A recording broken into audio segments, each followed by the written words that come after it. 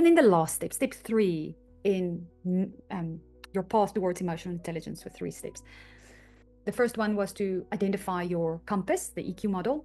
The second one was to map your emotional territory with the emotion mapping activity. And now your step 3 is learning to fly in all conditions. So we want to live in all conditions, from intact, who we are authentically. Okay. So now that you understand some form of emotional landscape and are becoming aware of your emotions, their triggers, the origins of it, and the narrative surrounding them, let's develop skills to navigate and regulate them effectively. While emotional awareness is a lifelong journey, we can safeguard ourselves by learning to regulate our emotions with some practical techniques. The first one is balancing emotions. We need to balance our emotions into a desirable middle, not seesaw our emotions. For instance, if you've always been not brave, or I don't want to say cowardice, but hiding away or avoiding, and now all of a sudden you're going to risky behavior, that's seesawing. Okay, we want to get to a balance of bravery. So to use emotions constructively, we can apply Aristotle's concept of the golden mean, which teaches that ultimate virtues, isn't it beautiful words, ultimate virtues, that is ultimate ways of being or behaving, exists between extremes, in the middle of extremes. So managing or regulating emotions effectively means finding balance, neither suppressing nor overindulging your emotions. Okay, not let it dictate you by being dragged by it or by sitting on it. But for example, courage lies between recklessness and cowardice. Okay, courage. There's a form of both in there. You can't courage to that. It becomes reckless if it's too risky. But you cannot also call it courage if it's too cowardice, because then it's just safe comfort zone, right? Or focus. The ability to focus falls between obsessive fixation, being obsessive of fixating about something, and indifference, can't care. So focus is between those two, or giving up, indifference or giving up. Similarly, qualities like tidiness and organization, okay, balance between complete disorder, chaos, and excessive perfectionism. There lies tidiness and organization. And while patience sits between passivity and haste or impulsivity. Okay, patience. So we can work with all those words and deal with what makes me hasty, impulsive. Okay, and as we clean it, or passive, and as we clean them up, we come to patience. Or as we clean up disorder or excessive perfectionism, we get to organization, organized. If we clean up obsessive fixation and giving up or indifference, we get to focus. If we clean up recklessness and cowardice, we get to courage. Okay.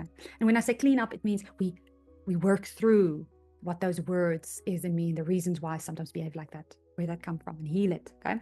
So our endeavor in the journey toward emotional intelligence is to grow in the wisdom of how to find that middle ground, that golden mean. This growth comes through reflecting as we go along our path in life. If we realize that I was quite cowardice there now, so to understand what about the situation make me cowardice? What did I feel? Where does that come from? Never stopping the process of reflection, always humbly open to learning and becoming aware of deeper insights and wisdom. So applying reason to emotion to handle emotions wisely, one can do 5 things. Notice and understand your feelings, just like the mapping activity. Then, before reacting, evaluate the situation. Is this the best one for the circumstances? Okay, evaluate. What will happen if I behave like this now in this situation?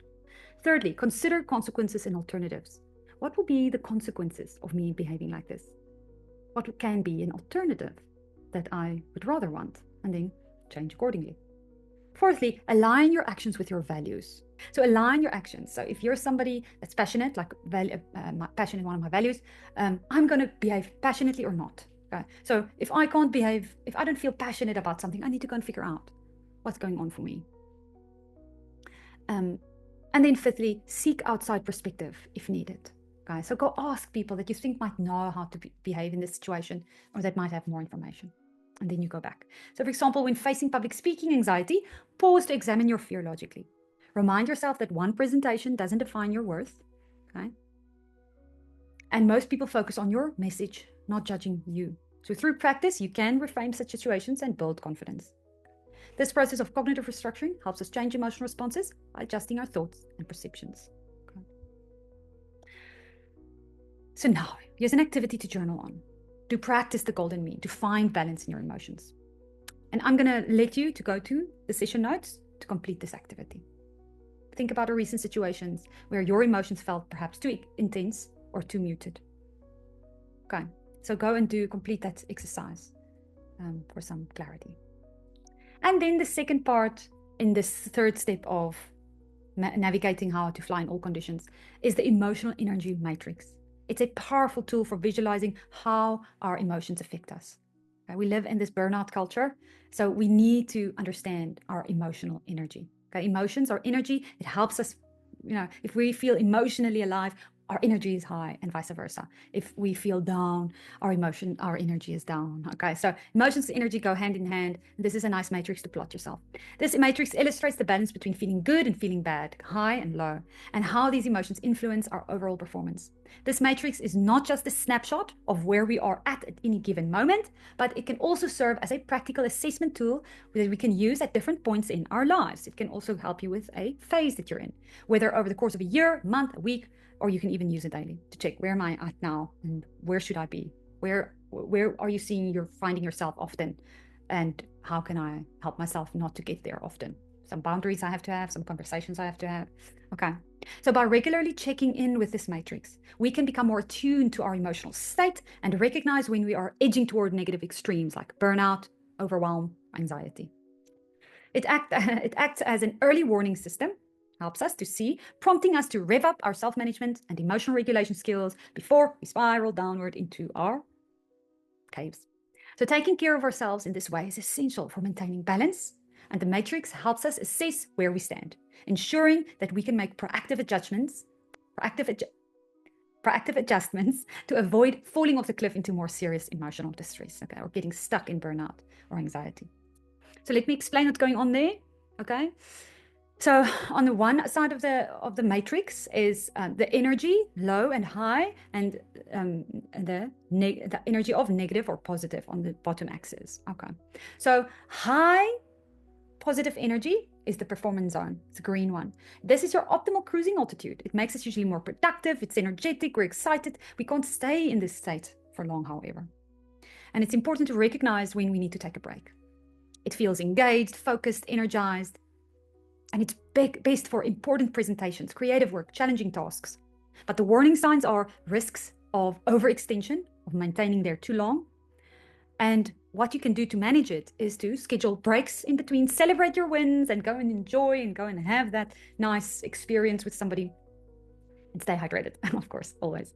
Okay, and then the next one to explain is low positive energy. The blue one is the recovery zone. That's where you need to go to every time to recover. From all the other three, you go to this one to recover.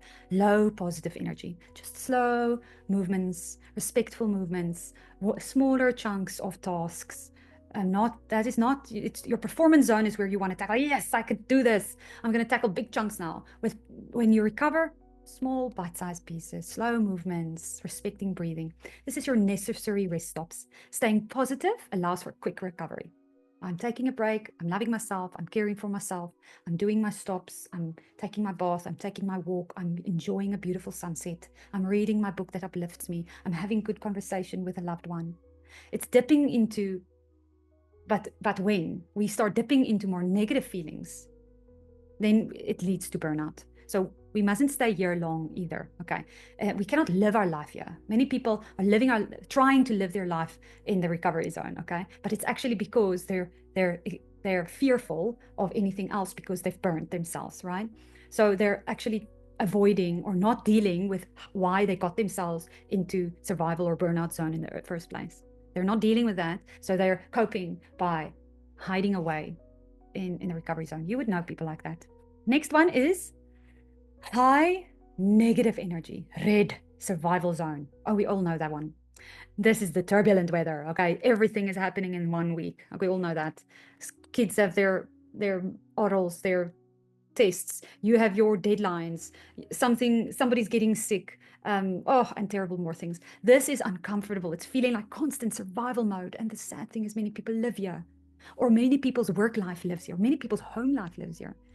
And guys, it feels like anxiety, it's overwhelm, it's reactivity. And the warning signs here, because this is where you can fall into burnout. Irritability. irritability with everything, even the things that you loved, difficulty concentrating, and physical tension. Oh, you feel it in your muscles. Okay. Your immediate action should be deep breathing, getting moving, get that endorphins flowing, and change your environment. Just go sit in another room, go sit outside if it's a beautiful day, go home, sit in another office, go sit in your living room, go sit in your garden. Change your environment. And then your recovery after that is identify the stressors that got you in there. Set boundaries to help yourself and seek support, especially professional helpers, okay? But it can also be mom and dad looking after the kids so that you and hubby can go out, or hubby looking after the kids so that you can go and have solo time. It's also support seeking. Okay. Then final one, burnout zone. Bad, bad, bad. Low and negative. Burnout zone, orange one. This is the danger zone, guys. It feels like exhaustion, demotivated, disconnected. Left life. The warning signs here is chronic fatigue can even lead to adrenaline fatigue. Cynicism. I'm like, oh, yeah, well, that's not going to work. Whatever. Good luck. And decreased performance because they can't care anymore. What's the use anyway? Okay, it's very depressive. The emergency response here is to seek professional help, support, and reduce commitments. Two main things. Immediately, if you know somebody or yourself, this is where you're at. Professional support. Immediately reduce your commitments. Okay. And then how to help yourself, prevent yourself to get there is eventually getting to regulating yourself. Regularly auditing, checking in with where you're at, with your energy, with your emotions, with your state of mind, regulating that and getting into that rhythm of looking after where you're at, maintaining your boundaries, setting up ways to help you to maintain your boundaries and to prioritize rest, soul rest, body rest, mind rest. Okay, good. Another activity to journal on to applying the energy matrix. Go over to the session notes and please go through those questions, reflect on them, use your journal and write it out. Okay, enjoy. And here I will leave you with some daily practices to maintain yourself to be able to fly in all of these conditions, in every conditions of life, okay, with your emotional intelligence, is to daily check in, to start with a habit of knowing what you're feeling on a regular basis, okay? Like start with morning scans, write your energy, identify a dominant emotion. Okay, then afternoon, midday, write your energy, where you're at, see how the energy has shifted and how the emotion has shifted, and adjust your activities according to that. If you've planned something big, perhaps tone it down, or perhaps go do something exciting that lifts you up if you know it's going to make a dip. And then your evening review. Note patterns. Are you starting to see patterns in your week? Some days like that, or even in your month. And start planning your day accordingly tomorrow to know, okay, perhaps in the mornings, I shouldn't try to do that. I should do it in the afternoon or vice versa. Okay, plan accordingly. Perhaps you should take earlier breaks or not leave your break for only by lunchtime, but take shorter terms of breaking, etc. Okay.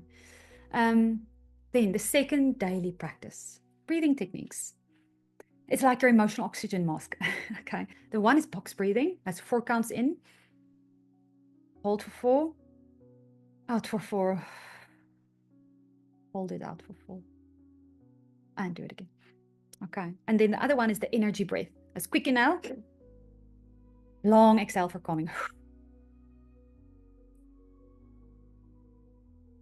Okay. That can be for quick tension release. And then the third thing, daily practice, is reflective journaling. Now, not everybody can daily journal, and that's okay. You don't have to, but it's a good practice, even if you do it weekly. But especially journal when you feel big emotions. But then otherwise, when you have quiet time and you read something, have your journal handy, read something, and then write out what stood out for you from what you just read. Okay. Go and purchase a nice journal that you love. And also be able to name your feelings, name the feeling, say the intensity, and identify the triggers.